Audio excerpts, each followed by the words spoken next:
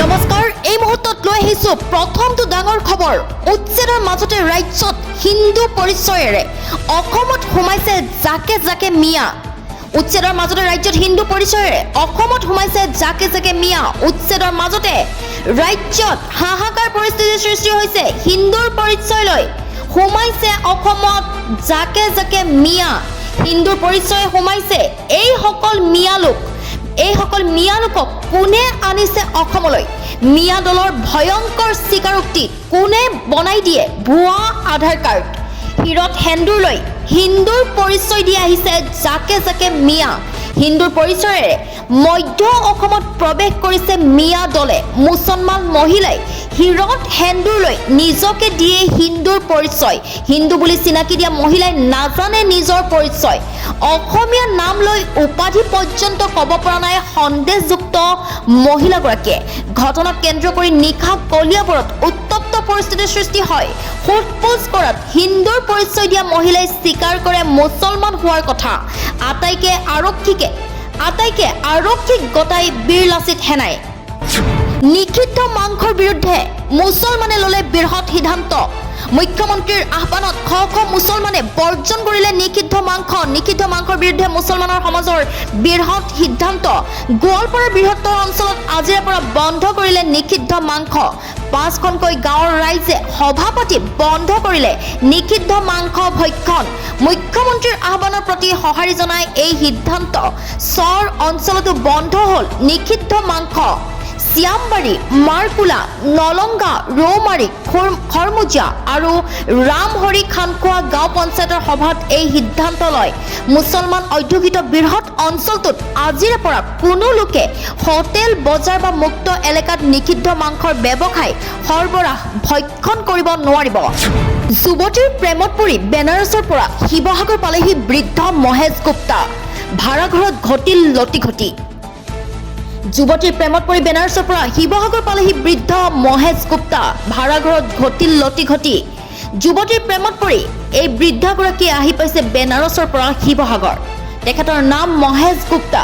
ভাড়াঘৰত যুৱতীৰ সৈতে ঘটিল লটিঘটি। ফেচবুকত যুৱতীৰে চিনাকি হৈছিল মহেশ গুপ্তাৰ।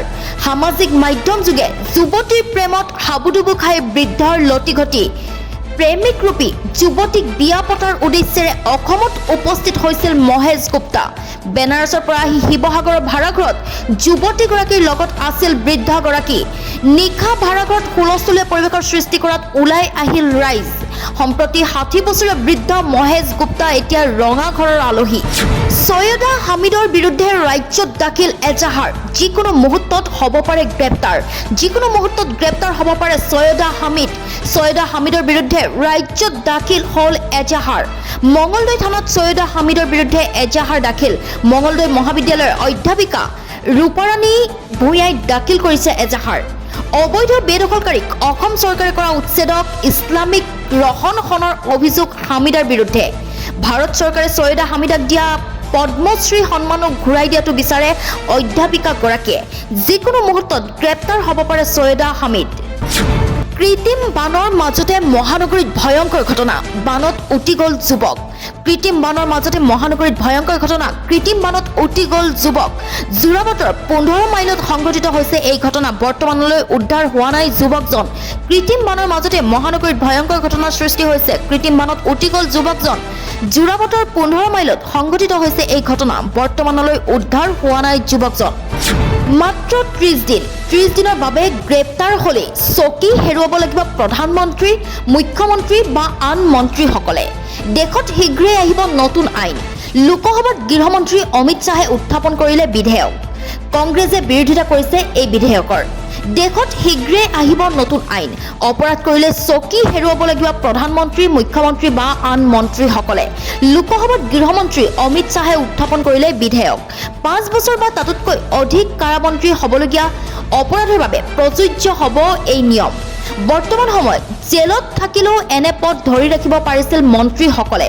কংগ্ৰেছে বিৰোধিতা কৰিছে এই বিধেয়কখনৰ। নগাঁৱত লাখ লাখ টকাৰ সামগ্ৰীৰে বৃহৎ চুৰি গেঙক গ্ৰেপ্তাৰ। দুৰ্ধৰ্ষ চোৰ আব্দুল শ্বাহিদ, ৰমজান, মুজাম্মিল হক, সাবিৰ হালদাৰক গ্ৰেপ্তাৰ কৰে। হৈবৰ গাঁৱৰ চালাচাৰ হাৰ্ডৱেৰ নামৰ এখন দোকানৰ পৰা চুৰি কৰিছিল লাখ লাখ টকাৰ সামগ্ৰী 19 আগষ্টত সংঘটিত হৈছিল ভয়ংকৰ চুৰিকাণ্ড হৈবৰ গাঁও আৰক্ষীয়ে অভিযান চলাই গ্ৰেপ্তাৰ কৰে বৃহৎ চোৰৰ গেঙক ঢিঙৰ দুমদুমিয়াৰ পৰা উদ্ধাৰ কৰে এই চুৰি সামগ্ৰী গোলাপ হুছেইন নামৰ আন এটা চোৰৰ ঘৰত লুকুৱাই ৰাখিছিল এই চুৰি সামগ্ৰী নগাঁৱত লাখ লাখ টকাৰ সামগ্ৰীৰে বৃহৎ চুৰি গেঙক গ্ৰেপ্তাৰ কৰা হৈছে দুৰ্দৰ্শ চোৰ আব্দুল শাহিদ ৰমজান মুজাম্মিল হক সাবিৰ হালদাৰক গ্ৰেপ্তাৰ কৰা হয় হৈবৰ গাঁৱৰ চালাচাৰ হাৰ্ডৱেৰ নামৰ এখন দোকানৰ পৰা চুৰি কৰিছিল লাখ লাখ টকাৰ সামগ্ৰী 19 আগষ্টত সংঘটিত হৈছিল ভয়ংকৰ চুৰিকাণ্ড মেৰাপানীত নগাৰ বিৰুদ্ধে চলিব ধাৰাবাহিক আন্দোলন নগাৰ নিৰ্দেশৰ পিছতেই দল সংগঠনৰ গৰ্জন মেৰাপানীত নগাৰ বিৰুদ্ধে চলিব ধাৰাবাহিক আন্দোলন নগাৰ নিৰ্দেশৰ পিছতেই দল সংগঠনৰ গৰ্জন শুক্ৰবাৰৰ পৰা নগাৰ বিৰুদ্ধে চলিব এই আন্দোলন 11টাকৈ নগা বস্তিয়ে জাৰি কৰা কঠোৰ নিৰ্দেশনাৰ পাছতে ক্ষুব্ধ জাতীয় দল সংগঠন মেৰাপানীত নগাৰ বিৰুদ্ধে চলিব ধাৰাবাহিক আন্দোলন নগাৰ নিৰ্দেশৰ পিছতেই দল সংগঠনৰ গৰ্জন শুক্ৰবাৰৰ পৰা নগাৰ বিৰুদ্ধে চলিব ধাৰাবাহিক আন্দোলন 11টাকৈ নগা বস্তিয়ে জাৰি কৰা কঠোৰ নিৰ্দেশনাৰ পিছতে ক্ষুব্ধ জাতীয় দল সংগঠন